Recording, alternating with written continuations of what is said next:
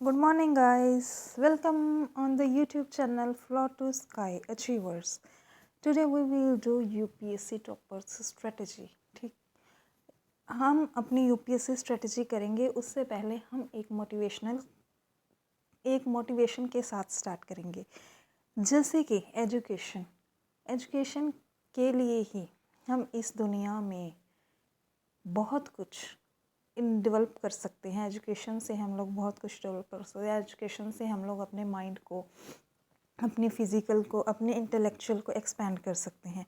इसीलिए सबसे पहले Swami Vivekananda is saying, we want that education while which character is formed, strength of mind is increased and intellect is expanded and by which one can stand on one's own feet. यही स्वामी विवेकानंद जी कहते हैं कि हमें education से हम अपने पैरों पे खड़े हो सकते हैं, कुछ भी कमा सकते हैं, कुछ भी कर सकते हैं। इसीलिए हमें पढ़ाई करते रहना चाहिए, सीखते रहना चाहिए। आज का टॉपिक हमारा है regional rural banks. Regional rural banks एक गवर्नमेंट ने न्यू डेवलपमेंट के लिए एक 15,000 नेटवर्क्स का मतलब ओल्ड नेटवर्क है हमारे बैंक एंड 43 बैंक्स ब्रांचेस हैं एंड प्रपोज्ड किया है उन्होंने कि वो पहले एग्रीकल्चरल पे लोन देते थे एंड अब उन्होंने ज़्यादा मतलब एक्सपैंड करना है एरिया, एजुकेशन की लाइन में भी लोन देना है, हाउसिंग में भी एंड इवन स्मॉल बिजनेस में भी। इससे क्या होगा, हमारे एरियाज़ को एक्सपैंड मिलेगा एंड हमारे एरियाज़ डेवलप होंगे। इसीलिए regional rural development banks is most efficient and सबसे पहले हमारा बैंक आया था। First bank of India is bank of Hindustan जो कि 1770s में आया था। Second is bank of Calcutta 1806। Third is bank of Bombay 1840, bank of Madras 1843। जो कि ये बैंक्स हैं, ये सारे बैंक्स से हमारी स्टार्टिंग हुई थी एंड बैंक्स क्या करते हैं, हमसे पैसे डिपॉजिट करवा के 4% पे एंड आगे 8% लेते हैं एंड हमें 4% दे देते हैं, जिससे हमें क्या होता है 4% का प्रॉफिट होता है एंड आगे इन लोगों का भी सिस्टम चलता रहता है 4% से। तो रीजनल रूरल डेवलपमेंट बैंक्स जिसमें प्रगति कृषि ग्रामीण बैंक, पंजाब ग्रामीण बैंक्स, ठीक है, ओडिशा ग्रामीण बैंक्स, अरुणाचल प्रदेश ग्रामीण बैंक्स, ये सारे ग्रामीण बैंक्स का एक ग्रुप बना हुआ है जिससे हमें सारा मतलब अलग अलग एरियाज़ में, अलग अलग स्टेट्स में इनकी ब्रांचेस हैं और अलग अलग ब्रांचेस से ये अपना काम चलाते रहते हैं और आगे अपना इन्वेस्टमेंट करते हैं और हमें 4% का पे करते रहते हैं। तो इसीलिए सेंट्रल रिफॉर्म्स जो गवर्नमेंट पहले लेके आई थी ईज़ 3 तक, ठीक है, तो इस नाउ इज़ फोर्थ। जो रिफॉर्म्स सबसे पहले ईज़ के रिफॉर्म हुए थे जो 2019 में हुए थे and improvement in public sector banks में हुए थे, बट नाउ इस रिफॉर्म्स इन एनपीए को सॉल्व, सबसे पहले एनपीओ को सॉल्व करने के लिए हुए थे। जो हमने अभी डिस्कस किया ईज़ फोर की फुल फॉर्म क्या है, enhanced access service excellence. Enhanced access service excellence, अपनी सर्विसेज को एक्सेस करना सारे इन्हांस्ड मतलब सारे एरियाज़ में। ये एक टेक्नोलॉजी बेस्ड है। फर्स्ट कब आई थी, 2019 में, जो कि एनपीए के प्रॉब्लम का सल्यूशन करने के लिए लाई गई थी। वो थी सेंट्रल प्लस स्टेट के लिए एंड जो कि अभी प्रपोज की है इन्होंने 4, ठीक है। तो 4 अपने एजुकेशनल के लिए, हाउसिंग के लिए, बैंक्स मतलब हेल्थ के लिए सारे एरियाज़ में उन्होंने इंक्रीज़ किया है, एक्सपेंड किया है। इसीलिए अपना अब मतलब इस नेक्स्ट इज़ इन्हांस्ड ईज़ की फुल फॉर्म है enhanced access and service excellence reform index. It is, ये जो ईज़ ऑफ डूइंग मतलब ईज़ ऑफ डूइंग बिजनेस वाला नहीं लगा सकते, ओनली ईज़ है, जो कि Indian Banking Association plus Boston Consulting Group इसके द्वारा ये प्रिपेयर किया गया है and is commission by finance ministry. It is framework that adopted last year, ये लास्ट ईयर अडॉप्ट किया गया था एंड पब्लिक सेक्टर बैंक्स के लिए किया गया था, जिसमें financial inclusion, credit of tech and digitization and responsible banking के लिए हुआ था। बैंकिंग के लिए हुआ था, इसीलिए ये सारे फंक्शंस हैं जो इसमें ईज़ ऑफ डूइंग बिजनेस में लगाए गए हैं। Now we will take start from prelims questions. Prelims questions हैं regional rural banks. Regional rural banks we studied regional bank act 1976 setup in Narasimha committee 1976 RRB intended to eliminate money lenders. तो answer is only 2, ठीक है, correct है only 2, क्योंकि money को eliminate करने के लिए नहीं लगाया गया था, ना ही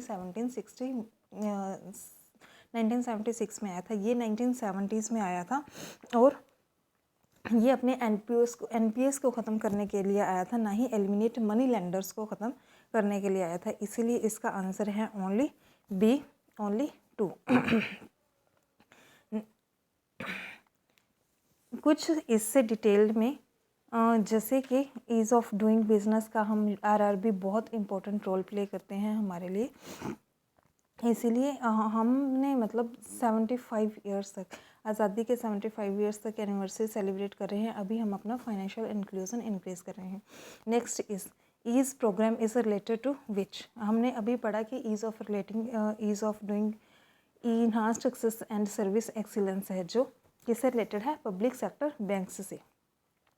public sector providing access to public service banks, हम इससे कैसे एलिमिनेट कर सकते हैं ऑप्शंस को, governance initiative not, increasing educational area, जो कि अभी हम करने जा रहे हैं, तो पहले तो कभी किया नहीं है, तो इसीलिए इसको एलिमिनेट कर सकते हैं। Improving access to public WiFi, public WiFi तो कभी भी नहीं आएगा, इसीलिए ये कट हो गया, and C is the answer of our this question.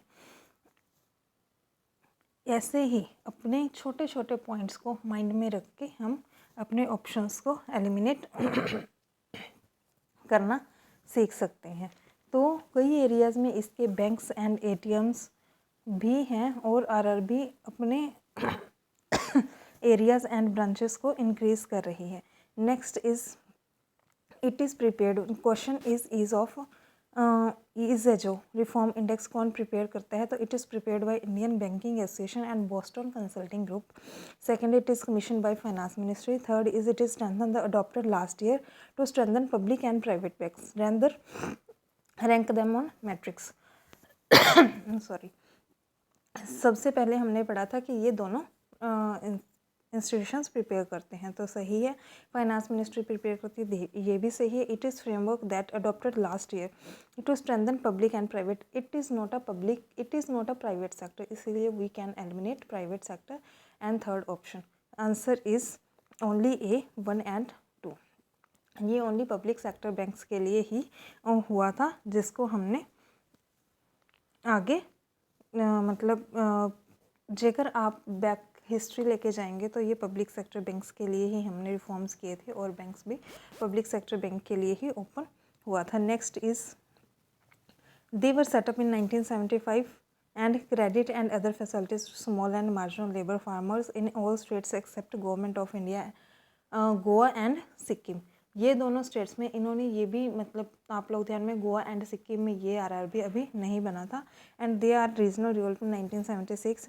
50% capital is by the central government, 15% state government and 35% sponsored public sector banks.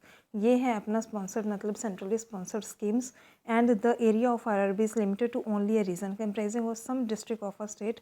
These banks grant only to rural agriculture. अभी जो पहले रूरल एग्रीकल्चर उसको पे किया जाता था, इसके लिए ग्रांट्स वगैरह, अभी जो एरियाज़ को एक्सपेंड करने की बात हो रही है, इसलिए इज़ फॉर हम रिफॉर्म में लेके आ रहे हैं। The landing rates would be somewhat lower than the commercial banks. These are intended to eliminate money lenders को ख़त्म करने का फीचर्स है। These banks are to be supplement the effort of cooperative banks, इसीलिए हमने supplement किया है effort cooperative banks के साथ करके कि हम लोग अपना एरियाज़ को इंक्रीज़ करें और अपने एरियाज़ को रिफॉर्म्स में लेके आएँ, ताकि हम लोग इंडिया जल्दी डेवलप्ड की कंट्री में आ सके, जो कि अभी अंडर डेवलप्ड है। तो इसीलिए रीजनल रूरल डेवलपमेंट से हमके फीचर्स एंड मीनिंग्स पता होने चाहिए।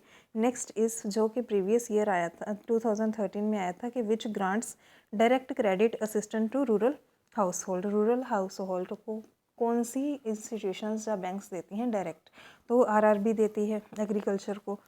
नबार्ड डायरेक्ट कभी पे नहीं करती, वो इनडायरेक्ट पे करती है, जो कि पीछे से बैंक्स को फाइनेंस देती है, एंड लैंड डेवलपमेंट बैंक्स, ठीक है।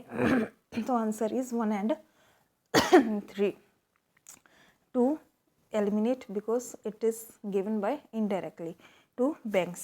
तो इसलिए हमें यही स्ट्रेटजी बना के चलनी है, कल को एक सरप्राइज